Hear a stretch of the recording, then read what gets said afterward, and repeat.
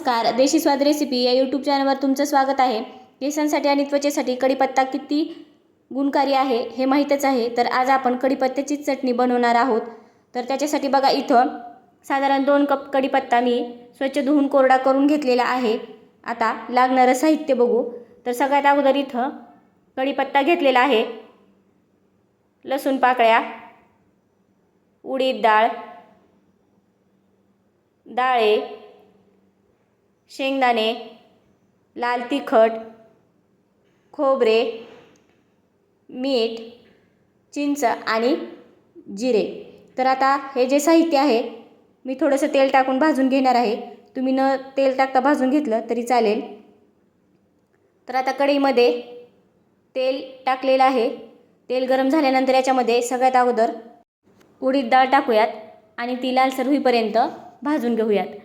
आता हे सगळं साहित्य जे भाजताना आहे ना, गॅस मंद आचेवर करायचा।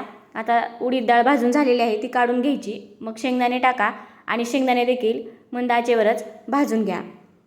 शेंगदाणे व्यवस्थित भाजल्यानंतर ते काढून घ्यायचे। मग याच्यामध्ये डाळ टाकायचं। डाळ देखील हलकंसं भाजून घ्यायचं, एकदम मंद आचेवर डाळ भाजून घ्या। डाळ भाजून झाल्यानंतर ते काढायचं। मग याच्यामध्ये खोबरं टाकायचं आणि खोबरं देखील मंद आचेवर भाजून घ्या। आता खोबरं भाजून झालेलं आहे, ते काढून घ्यायचं। मग त्याच कढईमध्ये जिरे आणि जो लसूण घेतलेला आहे सोललेला, तो लसूण पाकळ्या टाकून भाजून घ्यायच्या। हे बघा, छान लसूण पाकळ्या भाजलेल्या आहेत। आता हे सगळं साहित्य भाजून घेतल्यानंतर कढीपत्ता जो आहे तो कढीपत्ता देखील भाजून घ्यायचा। आता कढीपत्ता भाजत असताना कढीपत्ता पूर्ण कोरडा पाहिजे आणि चांगला कुरकुरीत होईपर्यंत कढीपत्ता भाजून घ्या। कढीपत्ता देखील मंद आचेवरच भाजून घ्यायचा। हे बघा, कढीपत्ता कुरकुरीत होईपर्यंत भाजलेला आहे।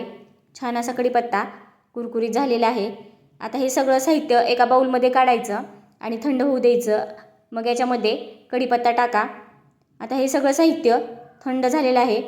याच्यामध्ये लाल तिखट टाकायचं 1 ते 1.5 चमचा, चिंच टाकायची। चिंच टाकल्यानंतर याच्यामध्ये चवीनुसार मीठ टाकायचं।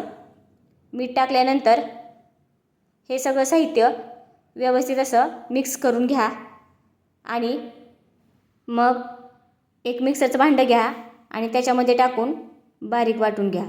तर चटणी वाटून झालेली आहे। अगदी सहज 2 महिने टिकते ही चटणी आणि शरीरासाठी खूप आरोग्यदायी आहे। झटपट होणारी ही रेसिपी तुम्ही सुद्धा एकदा नक्की ट्राय करून बघा। व्हिडिओ आवडला तर लाईक, शेअर आणि सबस्क्राईब करा। धन्यवाद।